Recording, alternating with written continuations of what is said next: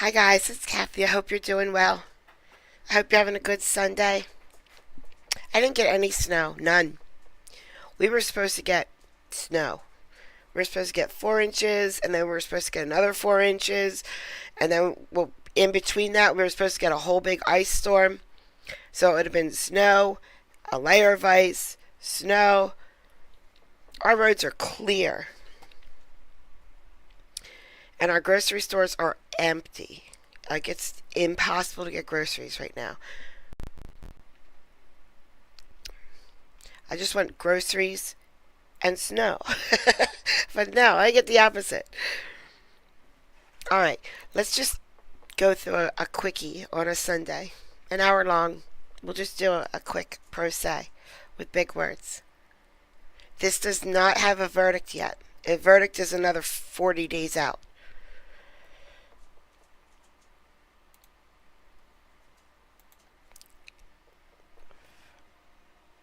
Witnesses that can testify on my behalf. Then I suggest you call those witnesses, but at the moment, do you have anything else? This last time I'm asking this question. Anything from you, any of your testimony? That I lived there, that, that had trial counsel put a meaningful investigation, they would have found that I had bills under my name. I had an electric bill under my name. I had a Comcast bill under my name. Me and my daughter were staying at that residency. For the record, quickies are an hour long. An hour long. That the state failed to prove their burden. That they failed to produce a weapon at exhibit. That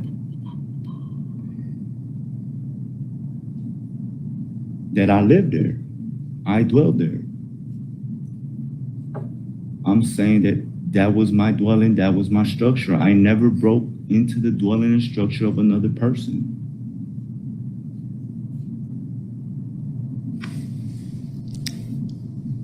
There's been a fundamental error. A miscarriage of justice. The fact that I've been wrongfully convicted, I've been incarcerated since 2018 continuously. I'm testifying that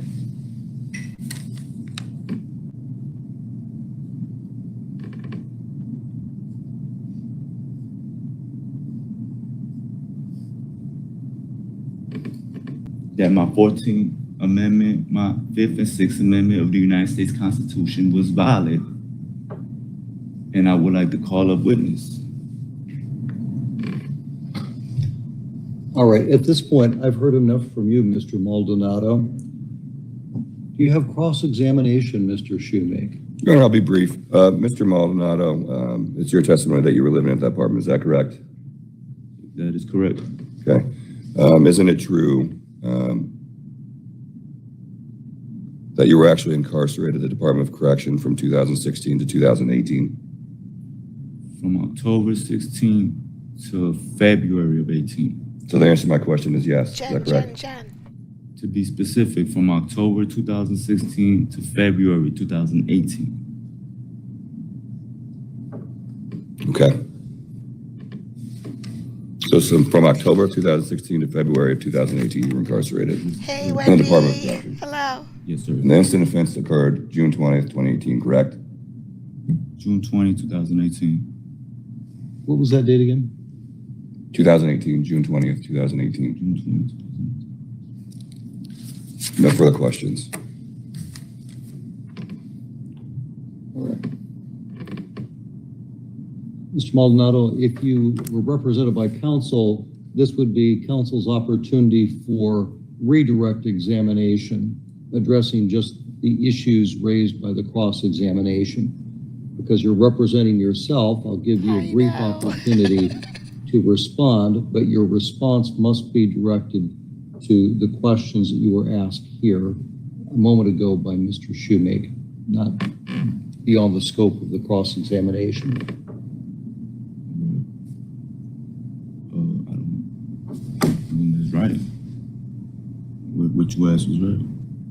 That's Very well.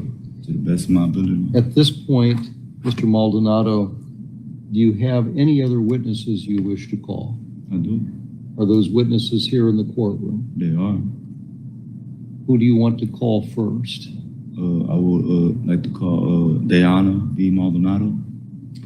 Okay, I'm still having trouble hearing you here. What we need to do Can you hear me now? is make sure that that's set up properly so we can pick you up. If you can clip it right here, it usually works better. Is that better? Can you hear me? I'm not hearing you very well. Can you up that? I don't have. They're up Try that. as far as they Can you hear me now? If I do it any farther, we'll have interference. Well, let's try this. I appreciate it. Hold on just a second. Yep, Amish country.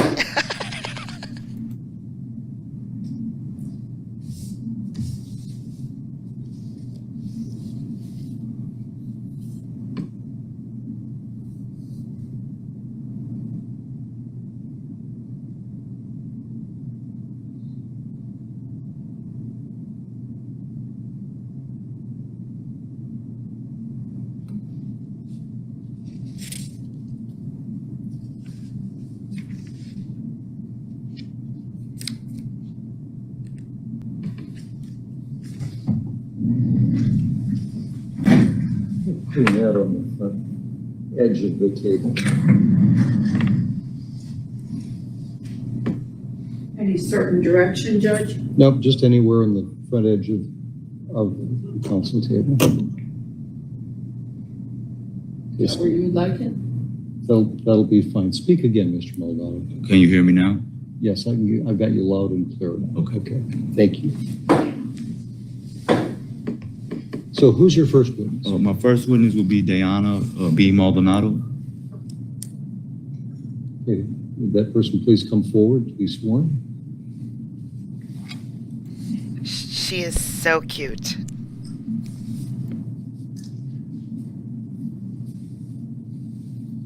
Ms. Maldonado, would you please raise your right hand to be sworn?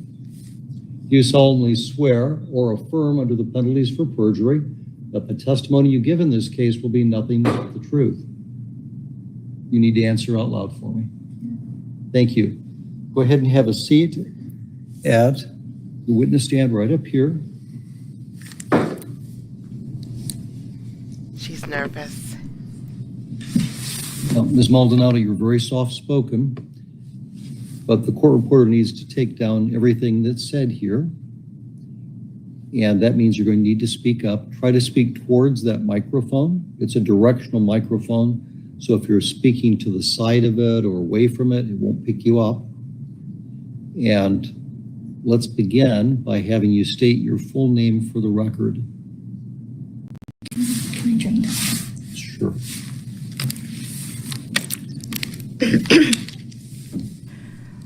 From what I can gather, he was living with Mrs. Miller in an apartment with his children. He has electric bills in his name, cable bills in his name, but he's not on the lease. Okay? And they never produced a weapon, but there was a weapon in the apartment as well. Okay? Well, I don't know if he got, my best guess, this is only a guess, my best guess is he got into a fight with Mrs. Miller. The police came. She said, he doesn't live here. And because there was a weapon, they put him in jail in 2018 for burglary of a habitation with a weapon, with a deadly weapon. So he's been in jail since 2018. He went to trial for this and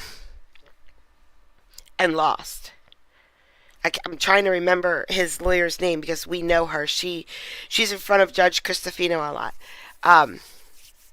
Mrs. No, I can't remember. It doesn't matter. He lost. So now this is a hearing where he's trying to say, I've had ineffective counsel during that hearing.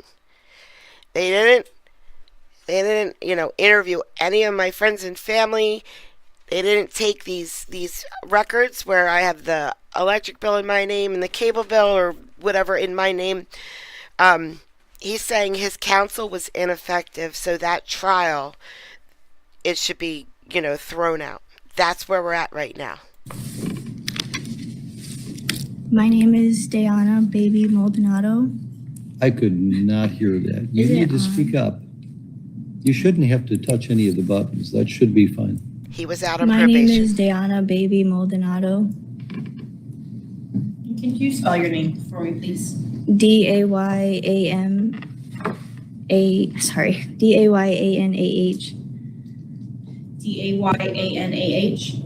Yeah, And then what was your middle name?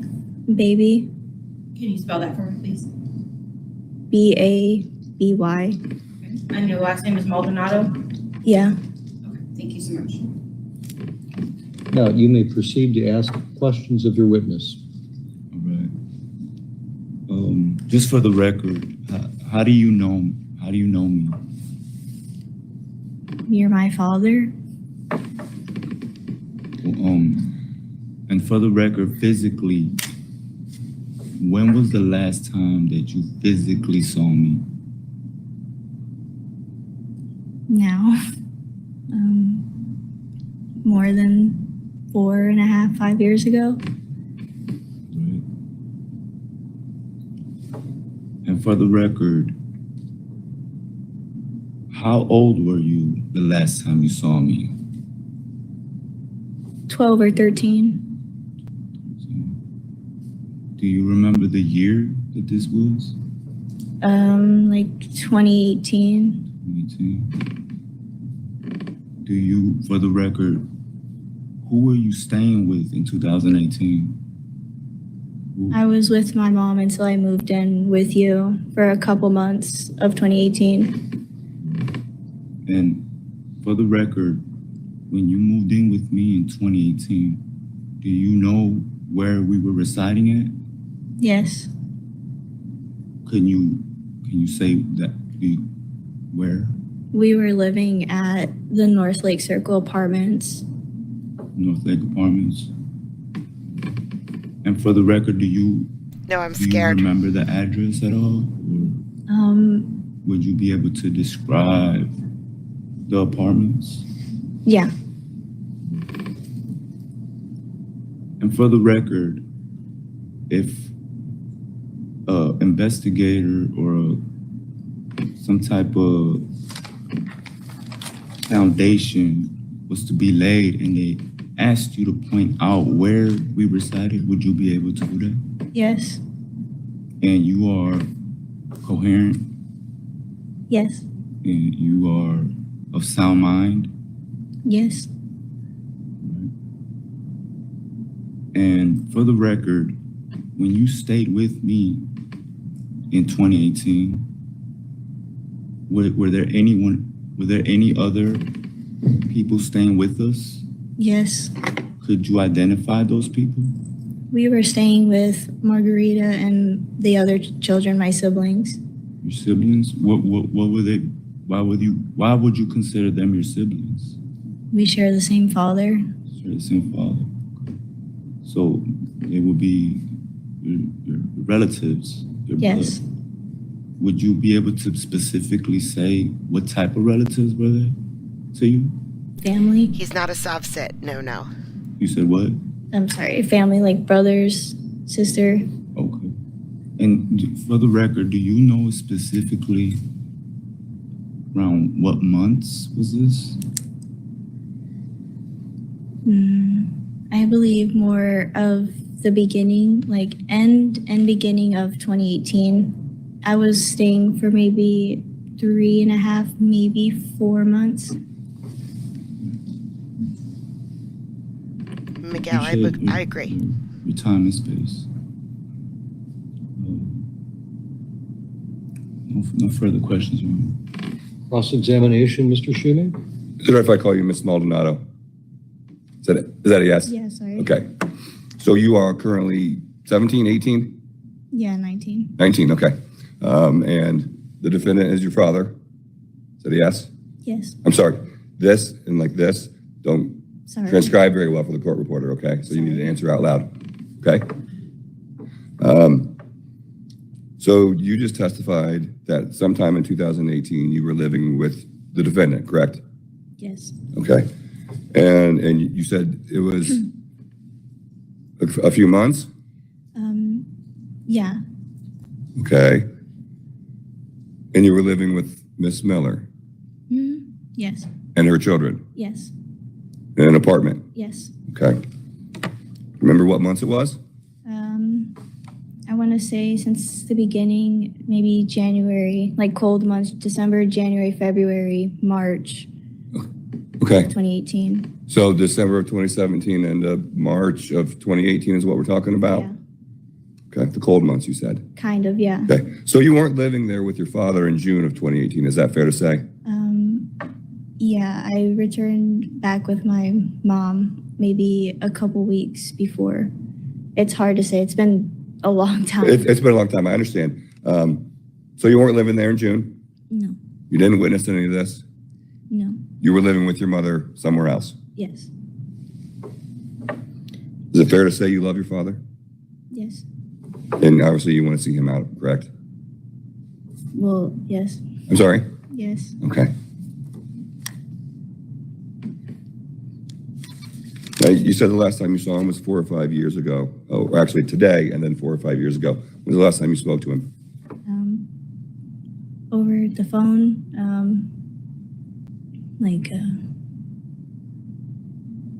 I don't know, maybe a week ago. A week ago? Over the phone?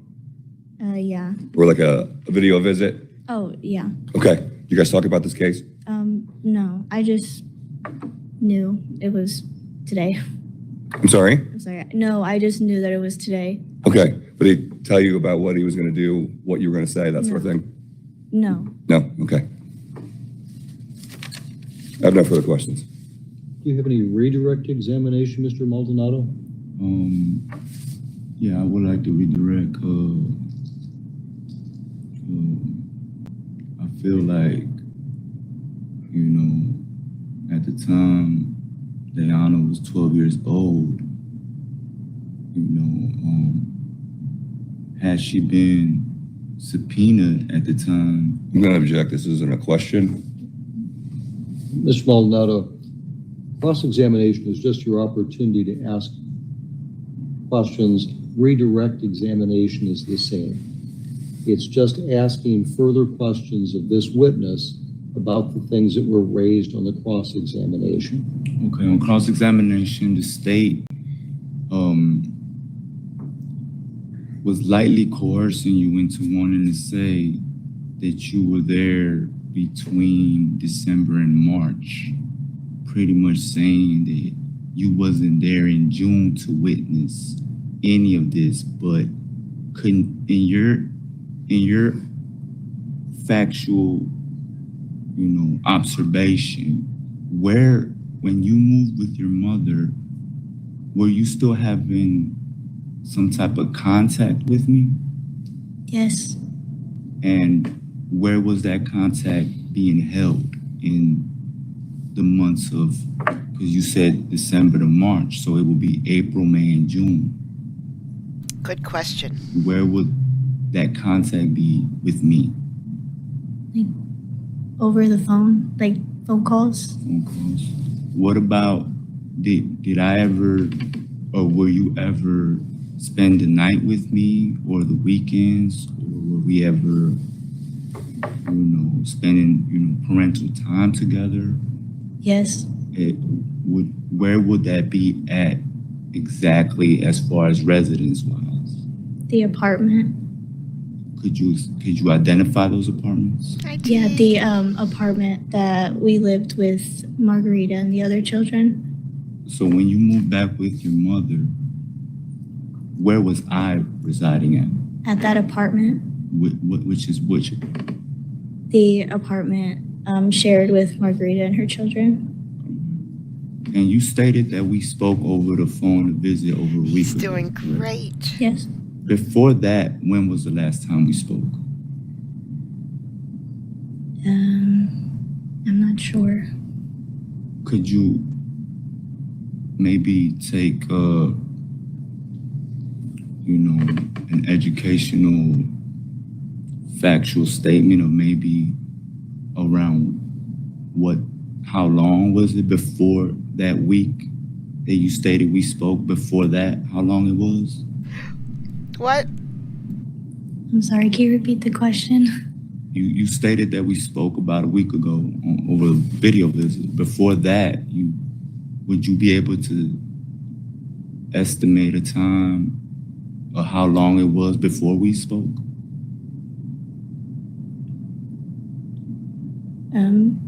It's a good couple months. I don't know if it's a year, but more than 4 months. All right. And throughout my incarceration, how often did we speak?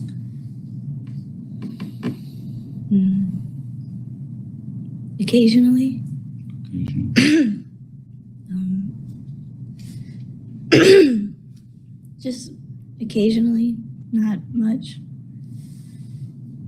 Could you say what we used to talk about?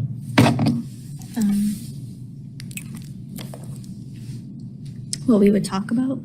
Yeah, like what would the conversations be about when we did occasionally speak? Yes. Just how everything is, how you're doing, how everyone else is doing, what happened, and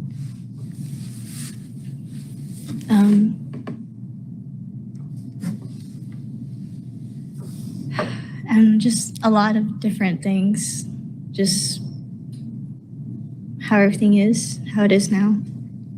Would you say it's been a hardship and a struggle since this incident of the alleged crime and my incarceration? Yes. Could you describe those hardships and struggles?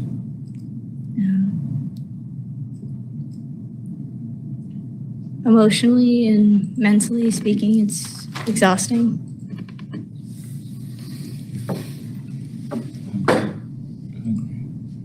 And it's complicated. Thank you. No further questions, Your Honor. Recross, any? Just one follow-up. Ms. Maldonado, you indicated that when you did talk on the phone with your father, you talked about what happened. Did I hear you right? Yes. When you said what happened, you were talking about the night of June 20th, 2018, correct? Yeah, in a way. Okay, thank you. I have no further questions.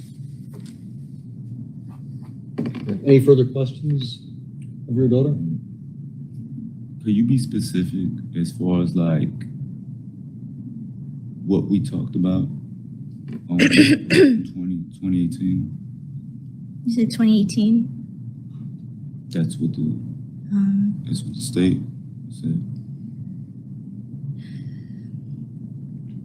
I'm not sure, it's hard.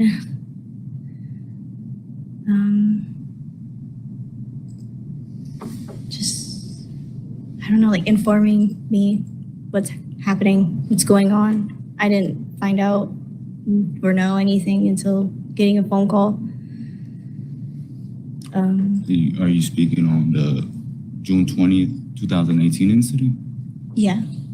And would you say that the testimony you're giving now is on your own free will? Yes. Were you coerced into saying anything that you didn't want to say, or did someone tell you to say certain things, or? No. No further questions. All right, ma'am, you may step down.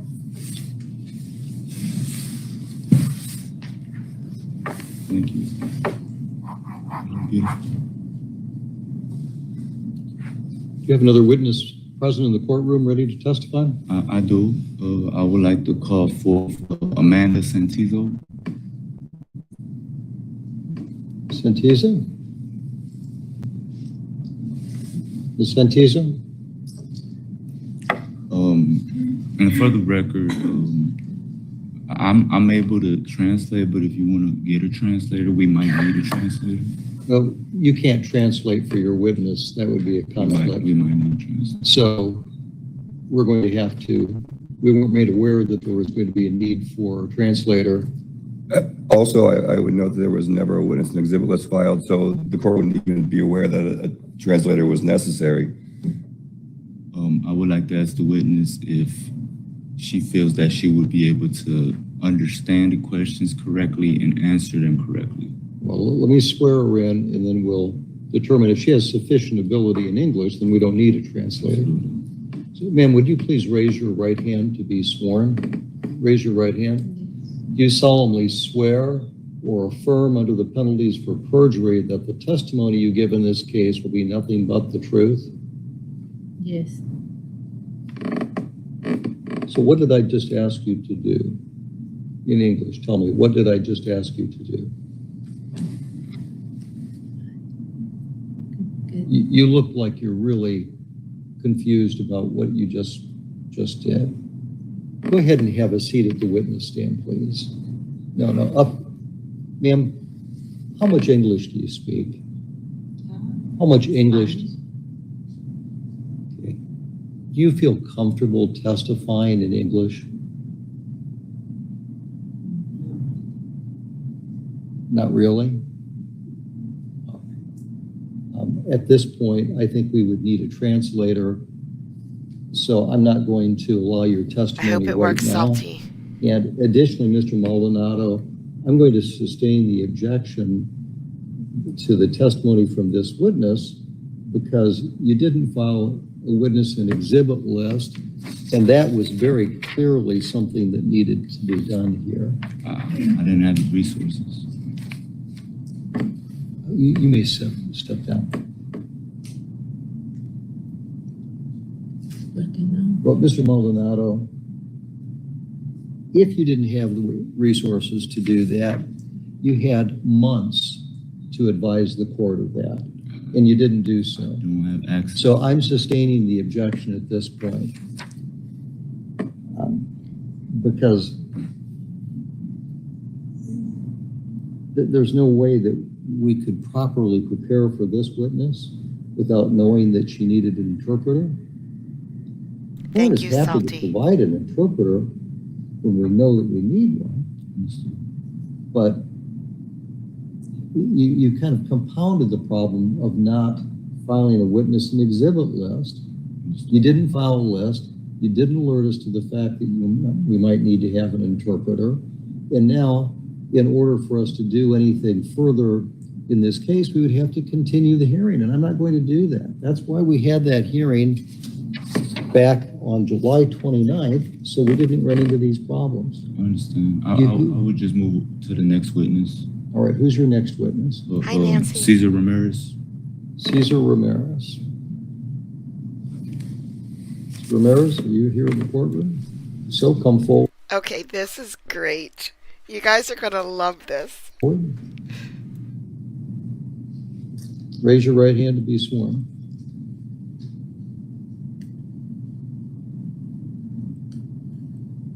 You solemnly swear or affirm under the penalties for perjury that the testimony you give in this case will be Indiana. nothing but the truth. Yes. Thank you. Go ahead and have a seat at the witness stand, please. Yay, Victoria. Yay, Mrs. Michael. Begin by stating your full name for the record, please, and spelling your first and last names for the court reporter. Cesar A. Ramirez, Cesar Ramirez.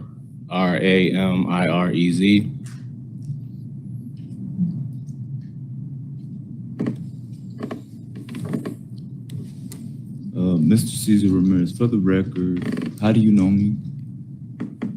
We're relatives. Relatives. Can you be more specific as to how we are relatives? Brothers, specifically. They talk alike. Would you state your testimony in 2018? Do you have any Are you of sound mind? You said a sound mind? I said first of all, are you of sound mind? Are you coherent? Yes. Do you remember events that happened in 2018 between February and June? I may be able to recall, yes. Would you be able to tell us where exactly I resided in that year in 2018? You were living with Margarita Miller and your children. Your children. And their children, would they be any type of relative to you or any? I would be the uncle to all of these children. From your memory, from your knowledge, do you remember where I used to work at? It was at some making trailers, a trailer factory, something to do with trailers. I'm not, obviously, you know, I can't drive because I don't have a license. Do you remember me ever calling you and asking you to pick me up and take me to work? Sometimes. Sometimes. Okay. Where would I ask you to come pick me up from? At the apartment. I don't know the name of the complex, but where you were living with Margarita and the kids. Should an investigator got a hold of you, would you be able to take them and point them to exactly the apartment complex? Yes. Would you be able to take them exactly to the apartment where you used to pick me up from? Yes. And did you witness me coming in and out of that apartment freely? I'm sorry? Did you witness me coming in and out of that Yes. apartment freely?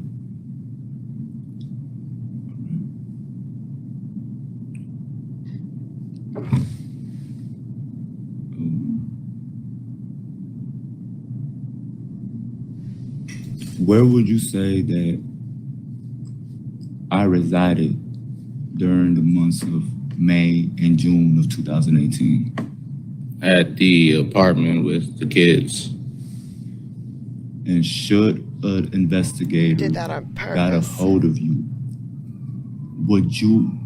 had you came to this trial court and testified on my behalf at trial? Would I have? Yes. Did anyone get a hold of you? No. No further questions? No, my full focus is just on you guys right Mr. now. Shimmy, cross-examination? Only. Thank you. Can I call you Mr. Ramirez? Yes, you may. What is your date of birth, sir? May 14th, 1991. Okay, and you stated you are the defendant's brother, correct? Yes. So you've known him your entire life? We grew up together, yes. You grew up together in your mother's home? I'm sorry? In your mother's home? You grew up together? Yes. And Okay. You don't want to see him incarcerated, is that fair to say? who wouldn't want to see their loved one incarcerated? So that's a yes to my question then. No, of course not. So it's your testimony that in May and June, you saw your brother at that apartment and with Miss Miller. Is that fair to say? Yes. You picked him up there once or twice? More than once or twice, but yes. In the mornings? Afternoons? When? Afternoons mainly. Mainly in the afternoons. Sometimes mornings, not really. Mornings. I work in the morning, so it would rarely be mornings unless a weekend or something, but Okay. afternoons. So you wouldn't pick him up to take him to work? Is that fair to say? No. Okay. No, it isn't correct, or no, you didn't take him to work. What did you mean? No, I mean, yes, sometimes, but I wouldn't classify 1 or 2 times as 5 days out the week. So when you picked him up, if ever, it was rarely to take him to work? No, yeah, rarely you could say that, yes. 'Cause Okay. It wasn't in the mornings. You said, I think you testified that he worked at a trailer factory, correct? Yes. He also work in the mornings? Yes. Okay. So when you picked him up, where would you take him usually? If it wasn't to work, where would you take him? What time are you referencing specifically? Just generally speaking, that time frame from May to June. Just to run his errands. He didn't have a license, so you know, if it wasn't myself, it would be my grandmother. She was the one that took him to work every morning, and afterwards, I would take myself to work. So, yeah, I would frequent over there. So you pick him up in the afternoons, you'd hang out and run errands? Yep. Okay.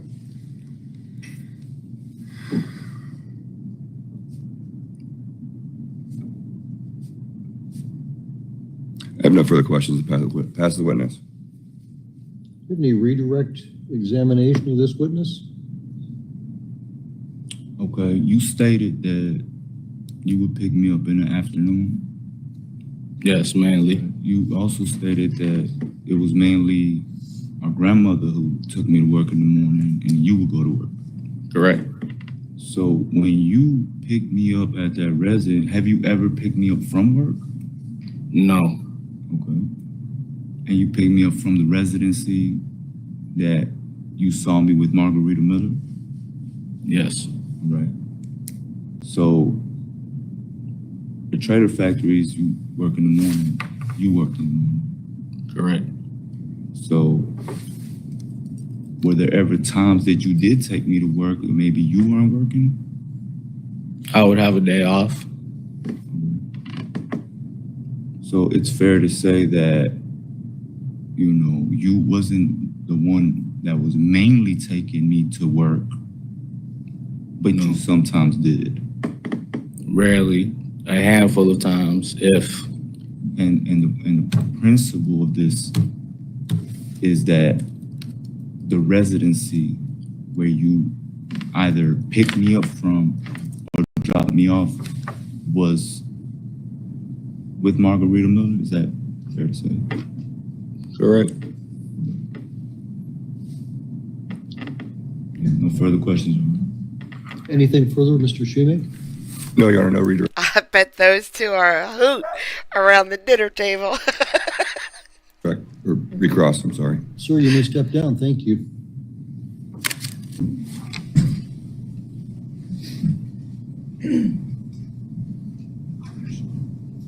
You have another witness, Mr. Maldonado?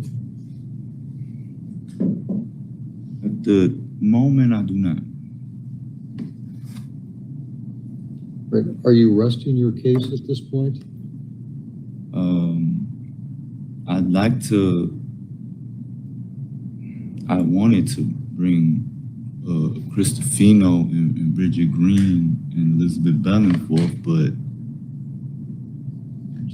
But you didn't subpoena any of them?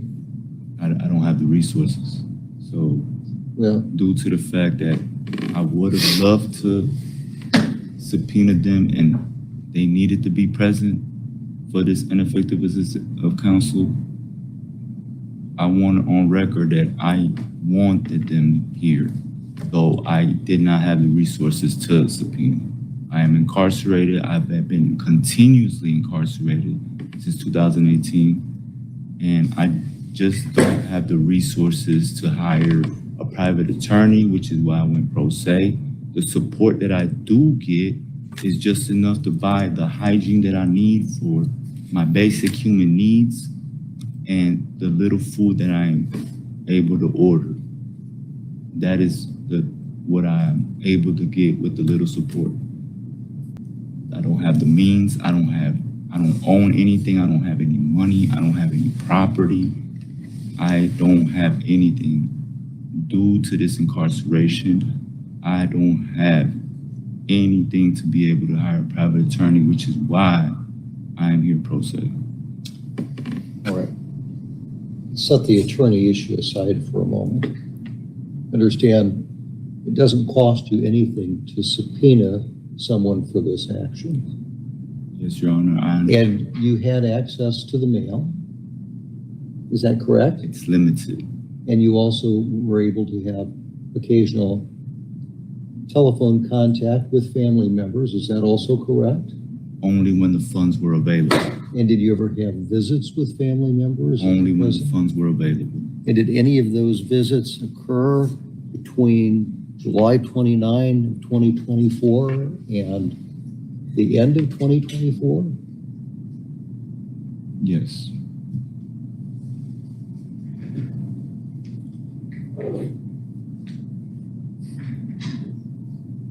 But they are limited.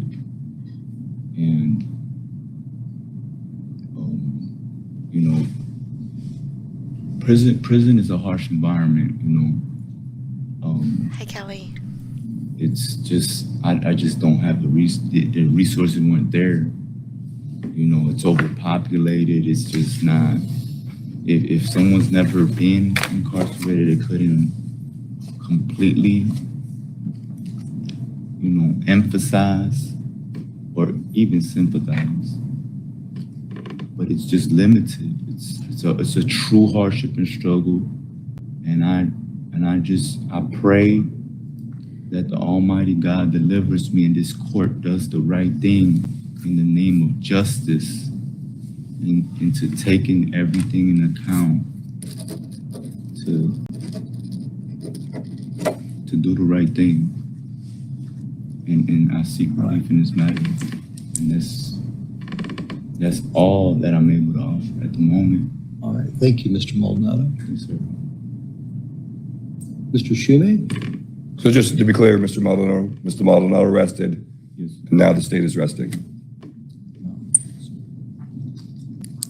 Very well. I've heard argument at the beginning, but I'm going to give you the further opportunity to present legal argument to me now that we have some evidence in the case, and then I'll hear legal arguments from Mr. Shumate, and then we'll talk about how we handle it from there. And I thank you for your time, and thank you for your time. I'm doing the best that I can. I don't have any law education. This is just something that the Almighty God has allowed me to learn. My legal argument was just that what I opened up with. I've been continuously incarcerated since 2018 in this matter. I originally was incarcerated for a residential entry, level 6. And while incarcerated, those charges were amended into a burglary while armed with a deadly weapon, level 2, criminal confinement, level 3. And the other charges still stayed, which residential entry is the same thing as burglary while armed with a deadly weapon, just a lesser offense. Like I said before,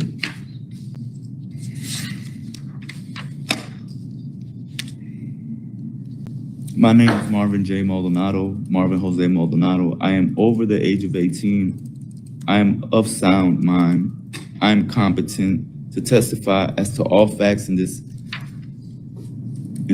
record based upon personal knowledge. On June 22nd, 2018, I was charged with count 1, burglary while armed with a deadly weapon, Indiana Code 35-43-2-1-3A. During my initial consultation with my trial counsel, Ms. Bridget Green, I informed her of my residency with Ms. Margarita Miller and our children, and that I had authority to be in my own dwelling when the alleged crime was to have taken place, thereby negating the sufficiency of the state's evidence with regard to count 1 of my charging information. I am contending that trial counsel was ineffective by virtue of her failure to investigate and to present evidence as an Exhibit 1 that would establish my residency with Ms. Margarita Miller and our children at trial.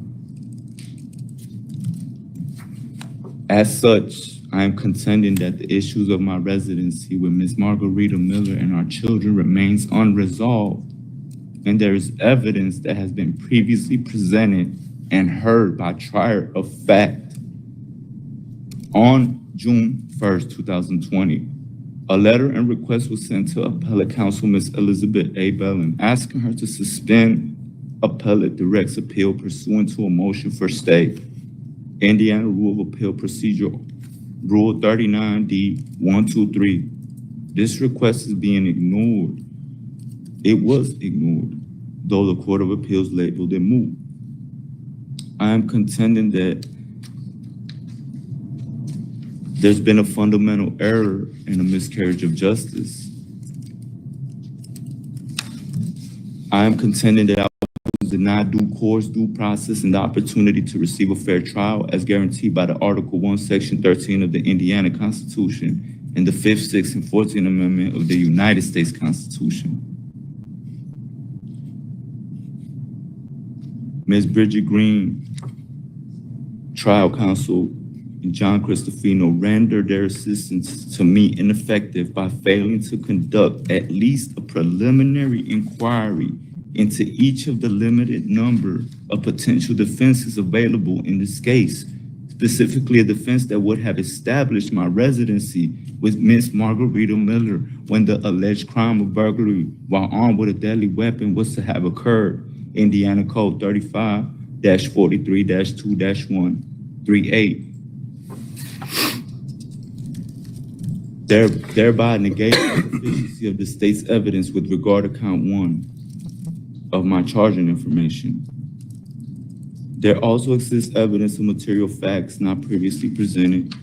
First, in Strickland versus Washington, at 466 U.S. 687, 1984, the Supreme Court has held a convicted defendant's claim that counsel's assistance was so defective as to require reversal of a conviction or death sentence has 2 components.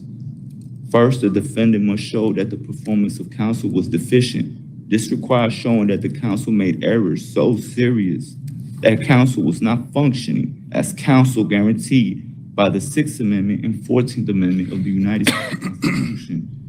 And second, the defendant must show that the deficient performance prejudiced the defense, and this requires showing that counsel's errors were so serious as to deprive the defendant of a fair trial, a trial whose result is unreliable. Unless a defendant makes both showings, it cannot be said that the conviction or death sentence resulted from a breakdown in the adversary process that rendered the result unreliable.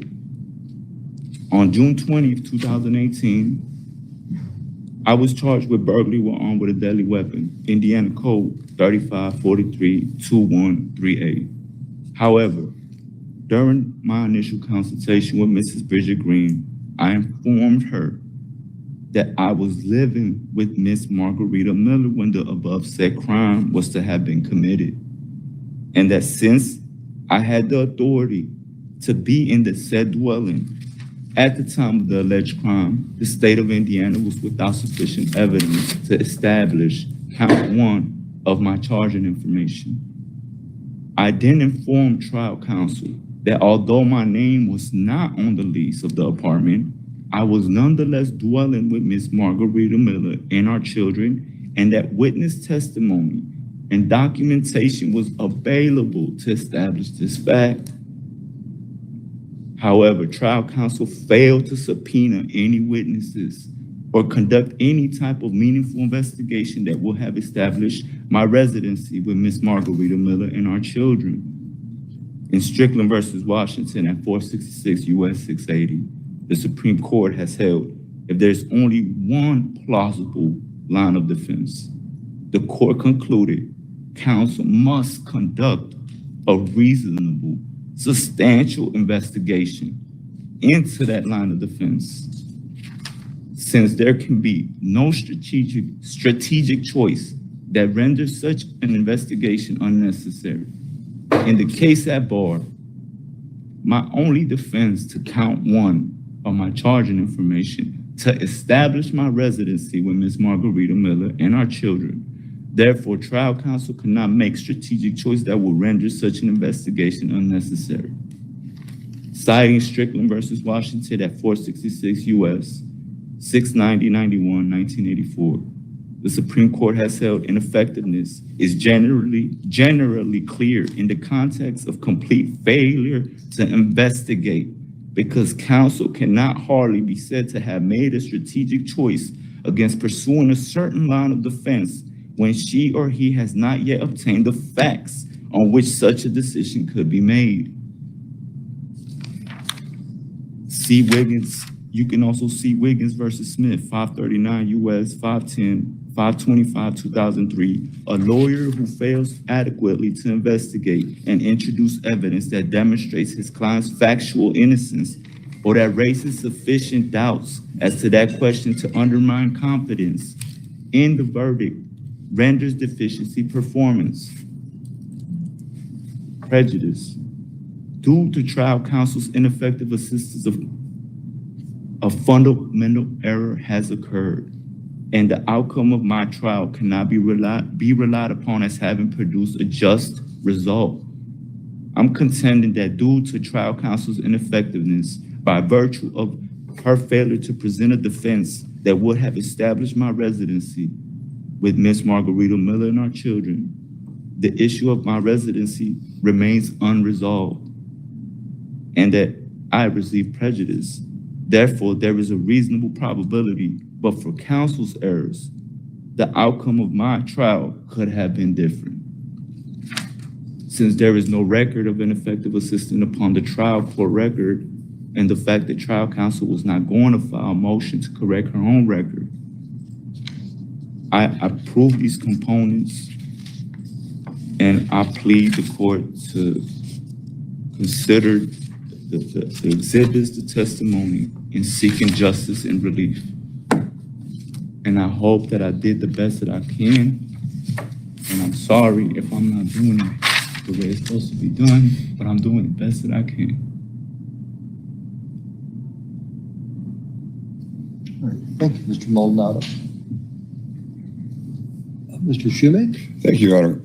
Basically, Mr. Maldonado's argument boils down to this. Was Ms. Green, or Ms. Faulkner, and Mr. Cristofino so ineffective that he was basically deprived of the right of counsel? And quite frankly, looking at the record, the transcripts, Ms. Green and Mr. Cristofino. Not exactly. Okay. He was charged with much worser crimes. I think him and Miss Miller got into a fight, I think. He was charged with worse crimes. Bridget Faulkner, the public defender, pled it down to this lesser crime. So, yeah, there was probably plenty of evidence, and if she would have just brought forward that evidence, I don't know. But they're saying she did a fine job because she actually got it lowered to lesser crimes. Cristofino did a great job for Mr. Maldonado. He was convicted of lesser included offenses on the confinement. There were acquittals on charges. The only evidence that he puts forward for them being ineffective was the fact that they put on no evidence that he lived there. The evidence to support the position that they did no investigation comes only from his brother. The brother he grew up with, the brother he doesn't want to see him incarcerated anymore. Quite frankly, to me, that falls far short of the standard required under Strickland and in a PCR hearing for preponderance of the evidence. I found it believable. Damn believable. Not only did representation not fall below that objective standard of reasonableness, he wasn't prejudiced, even if it did. There was a gun in the house. Looking at the transcripts, remembering the trial, there was a plethora of evidence from the testimony of Miss Miller, from the 12-year-old babysitter at the time. In fact, there was even the apartment manager of North Lake Apartments who testified, Mr. Maldonado didn't live there. To put on a parade of his family members saying that he did. He was. He had the electric bill in his name. He had the cable bill in his name. He just wasn't on the lease. Would serve no purpose.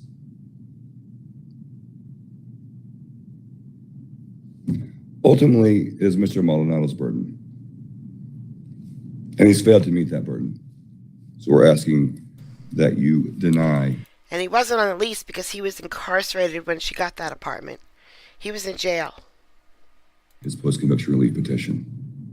Thank you. All right, thank you, Mr. Shoemaker. Gentlemen, the post-conviction rules require that the court make findings of fact and set forth its conclusions of the law in ruling upon a petition for post-conviction relief. I'm going to order that each of you submit your proposed findings of fact and conclusions of law. I would like to have that within 30 days, Mr. Maldonado. If you don't think that that's enough time for you, I can set a later date for that. Do you think that you can provide that to me within 30 days, or do you need more time? I would need more time. Tell me how much you think you need. I'm not entirely sure. I just know that a month is just not enough for me, seeing that I'm incarcerated. But Mr. Maldonado, I understand that it's tough to be incarcerated. I have dealt with probably thousands of people who have been incarcerated over the course of my career, both as a practicing attorney doing a lot of criminal defense work and as a judge. And for my 18 years on the bench, I know that many inmates with no more resources than you have managed to find their way to the writ room, to find access to pencil and paper, and the assistance, frankly, of other inmates to at least get something filed with the court. You've already got a significant amount of information. And that's what it is. I've seen this judge a million times. And this judge just basically said, you already have the information you need. Submit it. I think that he's going to win this case just because of the way this judge is talking to him. Which is obvious from your testimony today. And this is a pretty short hearing, so I don't think there's a whole lot new that you need to do other than get it in a format to submit to the court. So I'm going to give you 60 days to do that, which I think is plenty of time. Now, my question is, after this hearing, will I be transported back to Department of Corrections to be able to do Hi, that? Belle. Yes, absolutely. Okay. Because I have to be able to really study that to be able to put a conclusion in what you're asking me. And I'm giving you 60 days to do that. You'll be transported back to the Department of Correction. And then you need to file your proposed findings of fact and conclusions of law.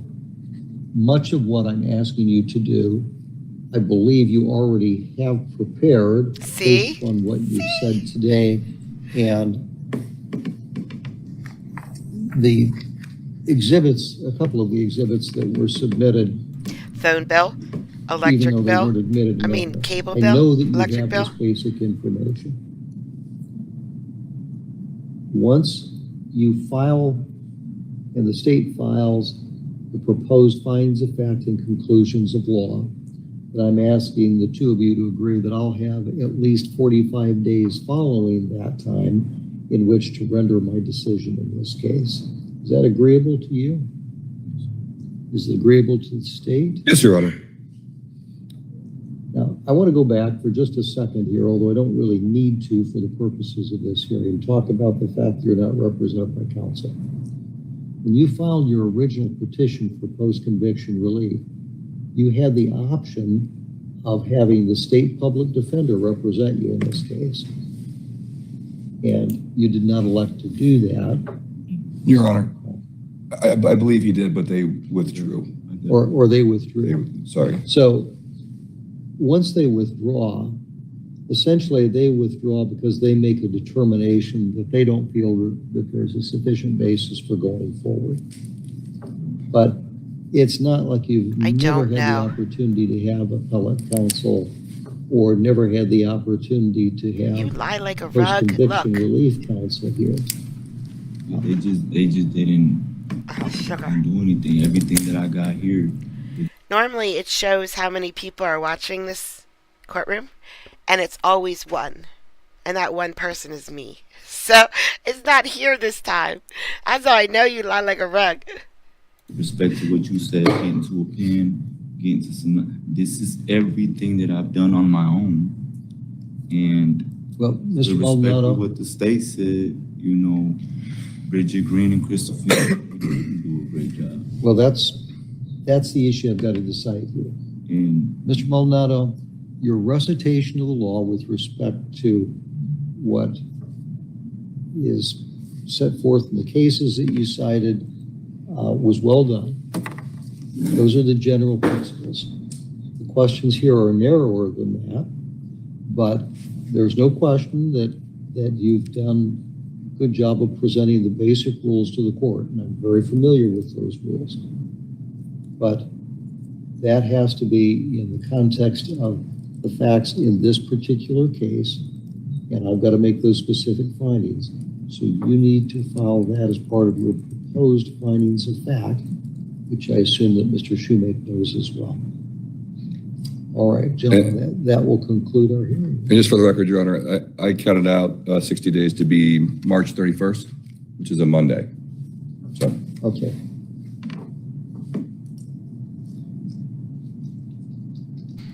And then 45 days after that for the judge to make his decision.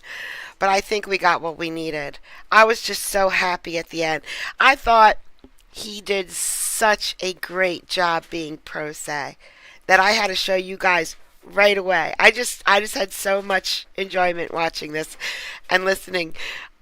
I wish I could hear those brothers talk to each other a little bit more.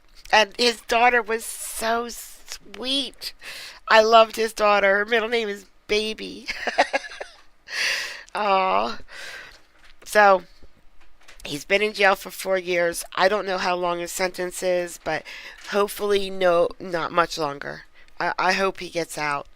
You know, I've never wanted to hire a lawyer for someone so bad. You know, just write a check. Here, just go help this guy. Guys, thank you for coming out. It's 7:32, so I have to get off now because Bill's going to stream soon.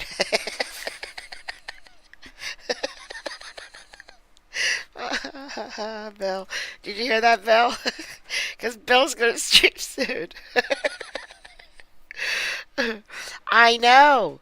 It was awesome. He was amazing. He really was. Listen, I don't know if Bill's going to stream soon, guys, so don't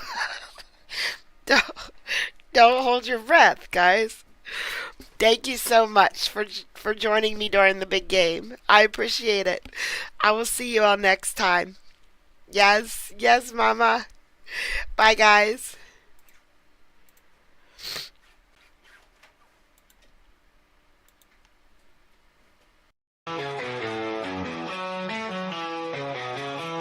Got these life echoes, digital dreams. Through the screen, her blue eyes gleam. Wicked humor, sharp as a knife. Her stream sparks electric light. Late night, when the world sleeps, she's the friend that always keeps. Giggles roll like thunder loud. She stands out in any crowd. Kathy's laugh cuts through the gloom. Eyes blue like a summer's bloom. Her humor dark and twisted sharp. In a way, there's no alarm.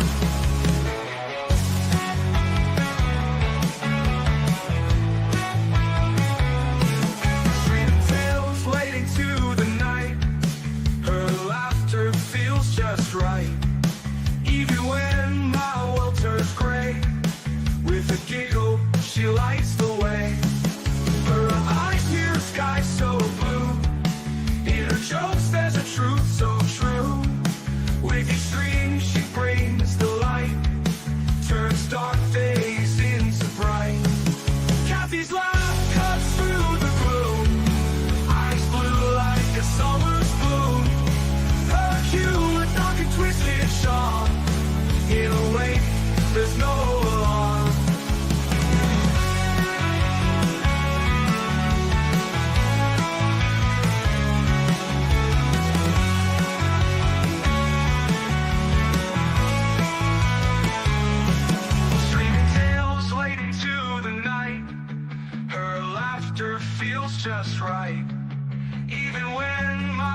turns gray. With a giggle, she lights the way. Kathy's life.